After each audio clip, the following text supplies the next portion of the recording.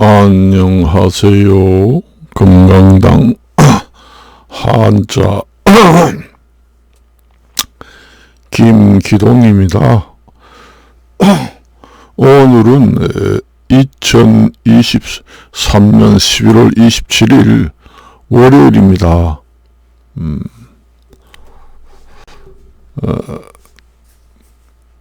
날씨는 비가 오고 있습니다. 날씨가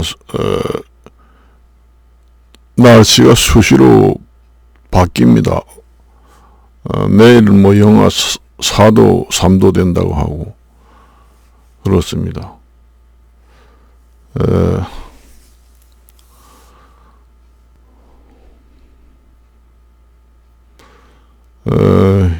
요즘에는 부동산 경기가 없다 보니까 지방의 부동산이 많이 떨어졌습니다. 그래서 그전에는 원래 그 부동산 경기라는 게, 일반 경기가 이제 앞서가면은, 부동산 경기는 뒤따라서 이제 같이 경기가 살아나거든요. 그래서 그 일반 경기가 선행이 되고 부동산 경기가 이제 후행으로 뒤따라가면서 동시에 이제 좋아지는데 되게 그렇습니다. 그 반대로 되는 경우도 있어요. 부동산 경기가 이제 앞서가고 일반 경기가 뒤따라가는 그런 경우도 있지만은 대부분 일반 경기가 앞서가고 그 다음에 부동산 경기는 후행으로 이제 경기가 좋아진다. 이제 그 일반 경기가 좋아지면 부동산 경기도 좋아지는데 그 지역별로 보면은 일반 경기가 좋아지면은 지방이 많이 살아납니다. 왜냐, 돈이 좀 여유가 있고 생활에 여유가 있으면은 이 도시보다도 지방에 이제 아파트를 사는 경우가 많거든요. 휴식을 위해서. 그러니까 뭐 세컨 하우스, 그러니까 집을 2개씩 가지고 있는다는 휴양 삼아 이제 시골에 공기 좋은데 사놓고 그렇게 합니다. 그렇게 하는데 경기가 나쁘면은 휴식을 위해서 두 번째 집을 산 지방에 있는 아파트를 팔든지 구입을 덜 하는 일이 생깁니다. 그래서 이제 지방의 부동산 경기가 살아나지 않고 죽는다. 지금의 현재 그렇습니다.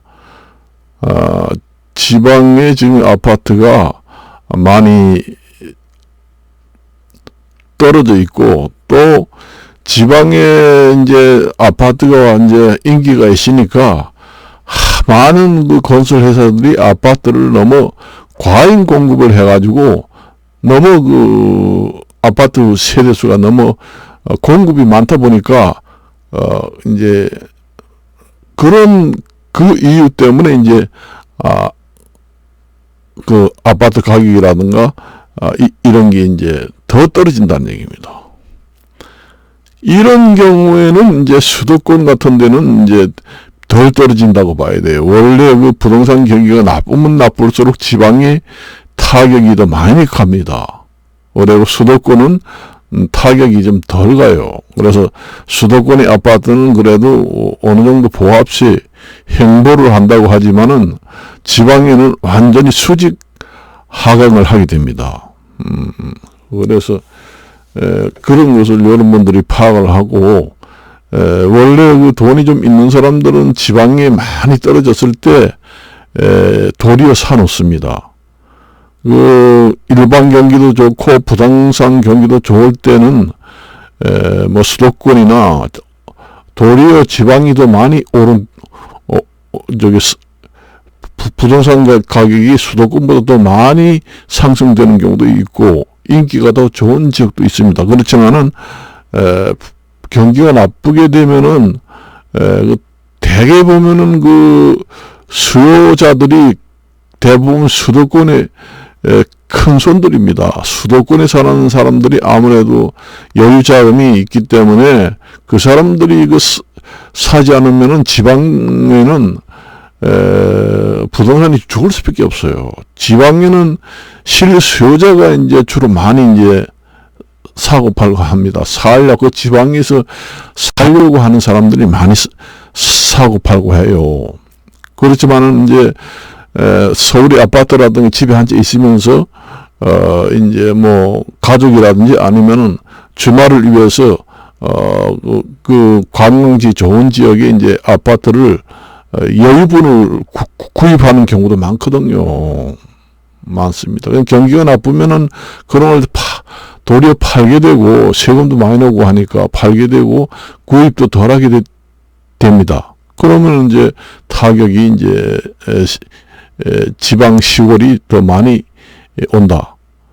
그리고 수도권 같은 데는 뭐 원래 돈 좀 있다 하는 사람들은 대부분 고객들이 지방의 그 아파트 수요 고객들이 주로 수도권에 이제 좀 산다 하는 사람들이 있기 때문에 수도권에 있는 사람들이 돈 지갑을 풀지 않으면은 지방의 아파트 값은 많이 죽을 수밖에 없다. 그리고 너무 과잉 공급이 된 경우도 있고 요즘에 그 거래 내용을 보게 되면은 공인중개사 그 신뢰도가 떨어져 가지고 요즘에는 그 중개 그 거래를 거의 하지 않습니다. 직거래가 거의 대부분을 차지한다. 완전히 그 공인중개사들의 그 신뢰도, 공인중개사들의 그 사기 사건에 이제 발생하면서부터 공인중개사에 대한 신뢰도가 많이 떨어졌습니다. 그래서 직거래를 하는 것이 직거래라든가 아니면 직접 요즘에는 중개사 통하지 않고 자기가 직접 플랫폼이라든가 이런 걸 이용해 가지고 매물을 보고 계약서만 이제 뭐 써달라 하는 경우도 많습니다. 공인중개사한테 가서 중개 의뢰를 해가지고 매매하는 것은 그 믿음 때문에 가는 건데 도리어 공인중개사가 그 사기를 조장하고 거기에 그 직접 그 사기에 가담을 해가지고 그 공인중개사의 전체 그 이미지가 완전히 추락돼가지고 공인중개사들이 완전히 선량한 공인중개사들이 피해를 많이 보고 있습니다. 사실상 여러분들이 뭐 공인중개사를 취득해가지고 가게만 얻어가지고 문을 열면은 공인중개사 사업이 잘 되겠지. 최소한 가게세는 내고 몇 푼이라도 떨어지겠지. 그렇게 생각하잖아요. 저도 해봤습니다만은 그 가게세도 못 내는 중개사들이 대부분입니다. 폐업을 그래서 해요. 여러분들이 우리가 생각할 때도 이제 가수들 같은 경우에도 가수들이 잘 나가는 사람들은 돈을 많이 벌지만은 가수들이 좀 이름이 없고 뜨지 못한 가수들은 한 달에 100만 원도 못 번다는 내가 뉴스를 가끔 봤습니다. 그래가지고 아주 어렵게 산다는 그거 마찬가지입니다. 공인중개사도 자기가 하기 나름이에요. 무조건 열어놓고 가만히 있는다고 손님이 벌벌 온다. 그게 아닙니다. 거기에다가 또 공인중개사의 전세 사기 사건에 가담을 하면서 공인중개사에 대한 신뢰도가 완전히 땅바닥에 떨어져 있기 때문에 앞으로 공인중개사 자격증을 따가지고 그 업을 생업으로 한다. 상당히 타격이 있습니다. 공인중개사에 대한 그 법 제도를 정비해서 완전 신뢰도가 100% 믿을 수 있고 회복할 수 있는 법적 제도적 장치가 완전 무결하게 보완이 된다 하면은 사람들이 수수료를 많이 주는 한이 있더라도 공인중개사에 가지고 전세 계약이라든가 월세 계약을 할 것입니다. 공인중개사에 대한 그 피해 보상 제도도 확대를 해가지고 전세 사기 중개 거래를 했는데 중개 거래를 잘못하면은 전세금을 뭐 100% 피해 보상을 공인중개사가 해 준다는 제도를 정비한다든지 아니면 제도적 장치를 완전 무결하게 보완해 가지고 공인중개사 들의 그 사기를 치지 못하도록 그렇게 사전 그 시스템 이런 걸 정비하고 처벌을 좀 강화하고 그래서 이제 그 삼족을 멸한다고 합니다. 옛날에는 그 아주 그 범죄를 심하게 저지르고 악질인 그런 집안들은 그러니까 아버지 그 다음에 아들 손자까지 그 3대에 걸쳐 삼족을 멸해 가지고 취직을 못하게 했습니다. 그래서 삼족이 아니라 육족까지 멸하는 육족을 멸하는 경우도 있습니다. 그래서 영구히 공인중개사 시험을 보지 못하게 하는 완전 그 제명되는 경우도 옛날에는 있었습니다. 완전히 그 집안에 멸족을 시키는. 그래서 어떠한 제도를 주든지 공인중개사가 완전히 신뢰도가 추락을 했다. 공인중개사도 뭐 수수료를 받아가지고 가격세도 못 내는 사람이 많기 때문에 막상 공인중개사 자격증을 땄을 때는 엄청나게 기대감과 그 포부가 컸는데 막상 개업을 해서 보니까 가격세도 못 내고 열심히 뛴다고 해도 서로 공인중개사의 한 집 건너다 있습니다. 뭐 미용사, 이용사 마찬가지고 모든 것이 너무 그 과잉 경쟁 너무 많다 보니까 장사가 안 됩니다. 장사가 안 돼요. 공인중개사도 저 여기 집 근처에 있지만은 다닥다닥 붙어가지고 너무 많아요. 그러니까 장사가 되겠어요? 안 됩니다. 등에 아무리 열심히 한다고 해도 장사가 안 되니까 가게세도 못 내니까 폐업하는 것이 통계상으로 폐업하는 공인중개사 폐업하는 게 더 많고 개업하는 거는 줄어든다는 얘기입니다. 만일에 폐업하는 게 100건이다. 그러면은 새로 개업하는 거는 한 40건, 50건밖에 안 된다는 얘기입니다. 그러니까 그런 식으로 계속 가다 보면 공인중개사 폐업률이 더 높아지고 공인중개사 해봐야 입에 풀칠하기도 힘들다. 거기에다가 또 신뢰도까지 떨어졌지. 그러니 옛날에는 그래도 공인중개사인데 가서 하면은 사기를 안 당해. 그래도 믿을만 하지. 그래도 공인중개사는 그 공제조합에 가입을 해가지고 피해 보상을 하는 제도가 있습니다. 그래도 공인중개사가 하는 게 안전하고 그래서 거기서 다 봐주고 그러니까 거기 가서 해야지. 사람들이 그래서 중개거래를 많이 합니다. 여러분들이 국토교통부에서 공개하고 있는 부동산 실거래 공개 사이트에 들어가 봐요. 전부 다 직거래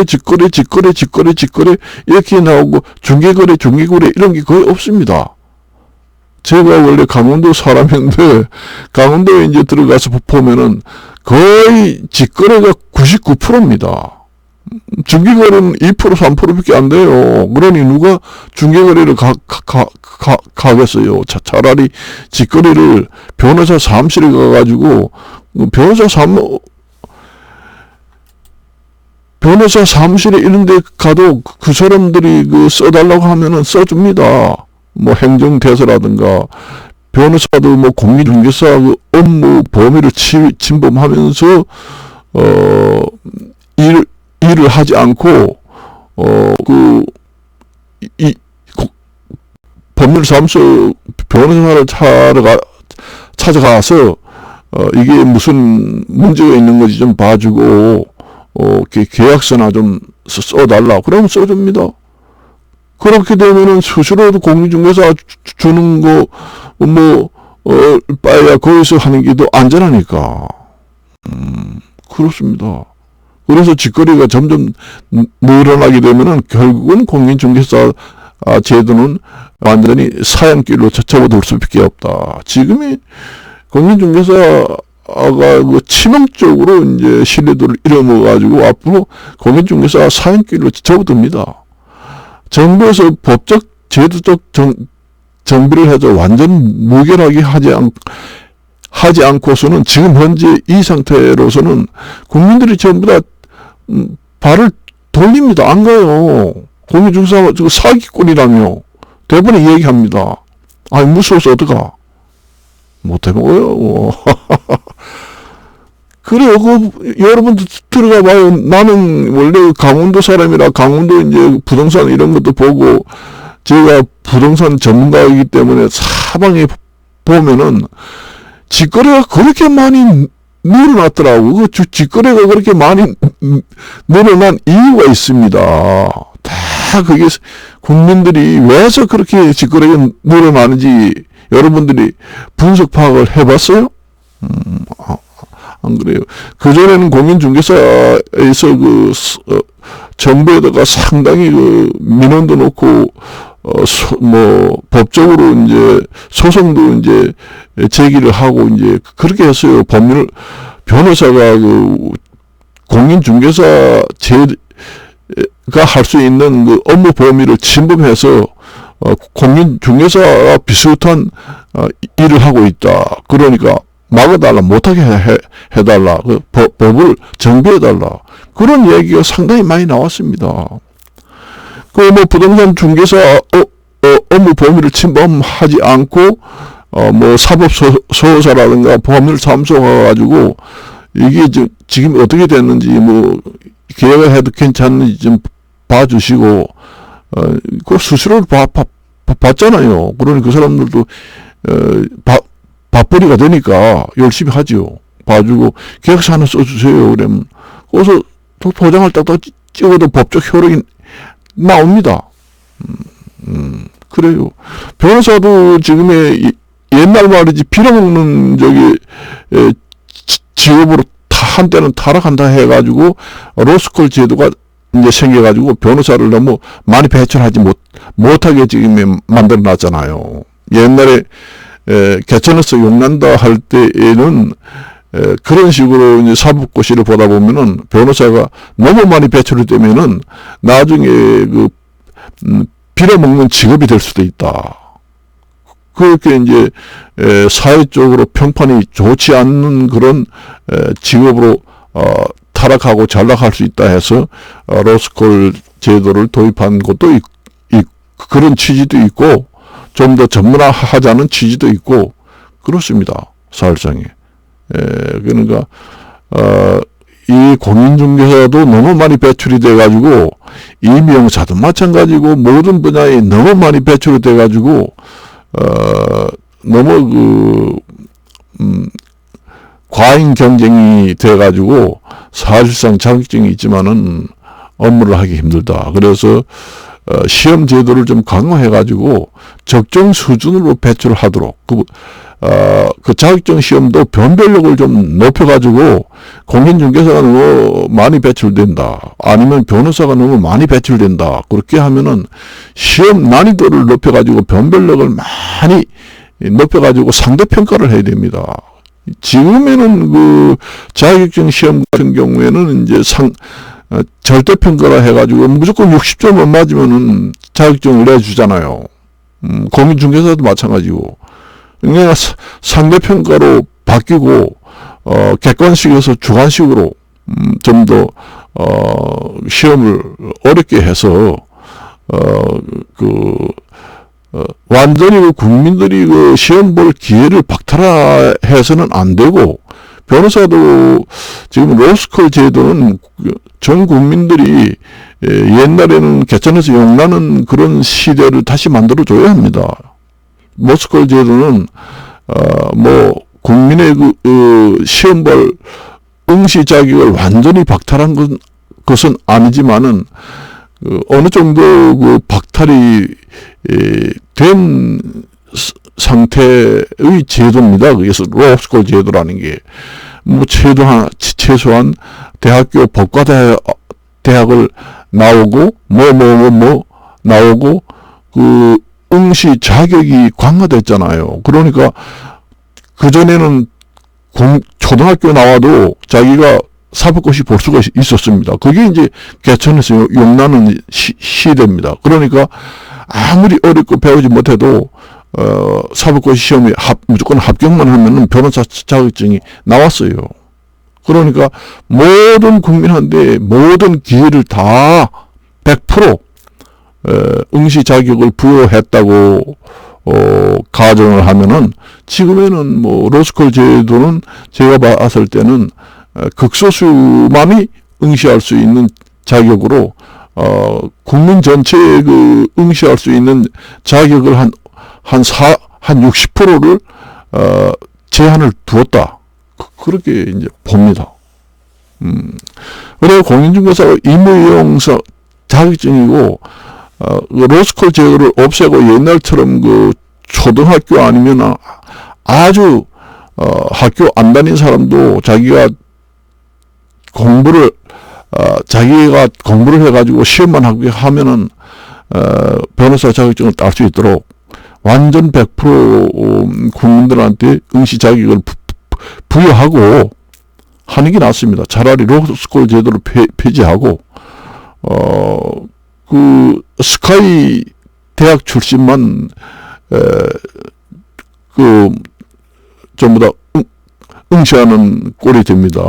서울대, 연세대, 고려대 이런 스카이 대학들만 응시하게 되기 때문에 옛날처럼 사법고시를 누구나 국민들이 선택하여서 시험을 볼 수 있는 응시할 수 있는 제도로 100% 개방을 해야 된다. 그 반면에 이제 반대급부로 이제 난이도를 높인다. 그 얘기입니다. 여간 공부해가지고는 변호사 자격증을 따기 어렵다. 그렇게 해야 됩니다. 전부 다. 그러면은 구태여 로스쿨 제도를 하지 않아도 됩니다. 돈이 없어가지고 대학교 못 가는 사람들도 천진데, 돈이 없어가지고 지금 집에서 이제 학문이 찢어질 정도로 가난한데, 내가 개천에서 용나가지고 집안을 살리겠다 해가지고 완전히 라면만 먹고 공부를 열심히 해가지고 옛날에는 사법고시 합격한 사람도 있잖아요. 있습니다. 그렇게 응시할 수 있게 자격을 자격 조건을 완화해야 국민이 모두 이제 응시할 기회, 직업 선택의 자유를 모두 자격시험에 그런 식으로 이제 개방을 하고, 거기에 이제 반대급부로 이제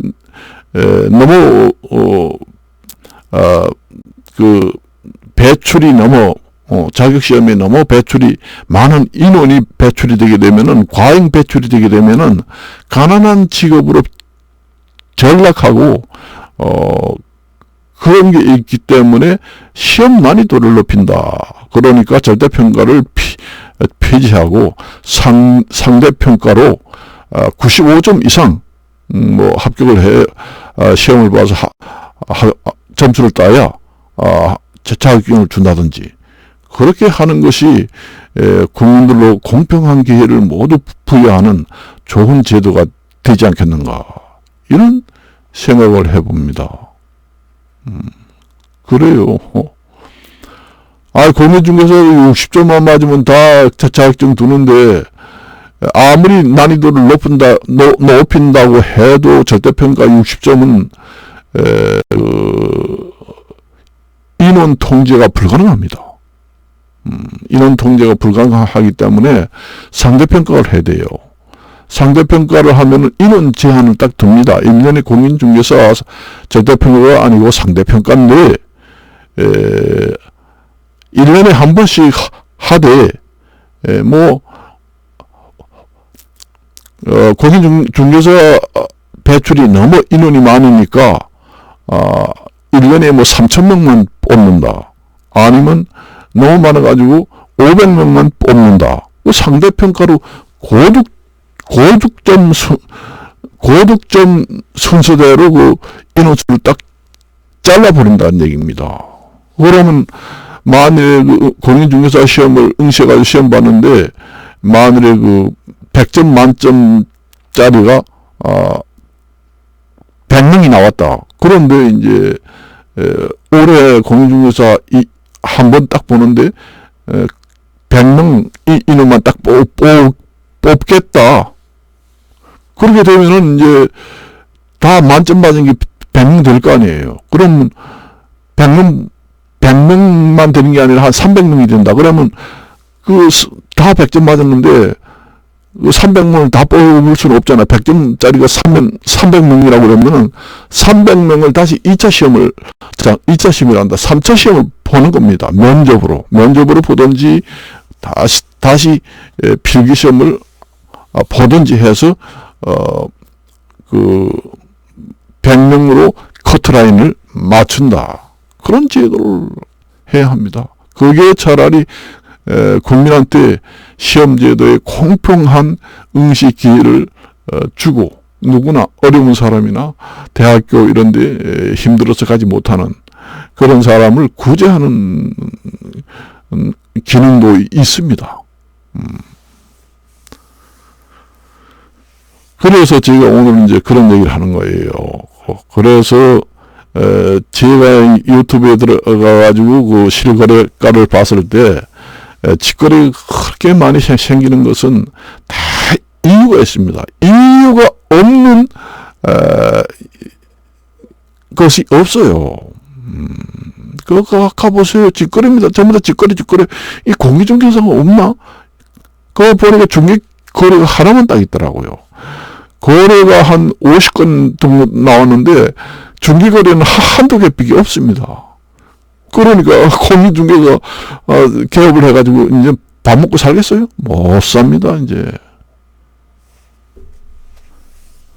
그래서 이제 그 공인중개사에 응시할 때 서약서를 받아야 됩니다. 법적 제도의 제한을 한번 할 것 같으면은 공인중개사 같은 경우는 부동산 시장의 그 부동산 가격을 조장하고 사기 행각을 할 수 있는 그런 요소가 상당히 많이 있습니다. 이러한 자격 제도는 사전에 서약서를 받아야 됩니다. 만일에 이 부동산 중개업을 하면서 개인의 그 비밀을 부동산 거래를 하면서 개인의 비밀을 알게 모르게 취득했거나 또 사기에 가담한 경우에는 어떠한 처벌도 당해받겠다 하는 그 법조항을 만들어서 그러니까 법조항이 있어야 되겠지요. 그 모법에서 만들고 나중에 시행령이라든가 규칙 이런데 그리고 조례 이런 식으로 강화를 하든지 그렇게 해야 됩니다. 그리고 이제 만일에 부동산 사기에 가담한 사람들은 너무 가혹한 건 좀 안 되겠지만은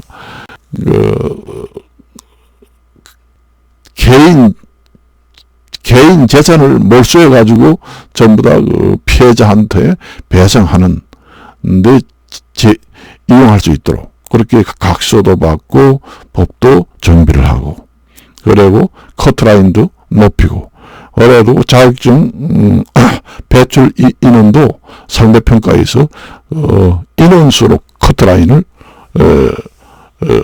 잘라서 인원 배출을 적정 수준으로 배출하고, 모든 자격증이 그래요. 요즘엔 저도 자격증을 시험을 보지만은 절대평가를 해가지고 무조건 60점이면 다 합격을 시킨다는 거는 과잉 배출이 돼가지고 그 자격증의 그 가치가 많이 훼손되고 떨어집니다. 그리고 밥벌이도 안 되는 자격증이에요.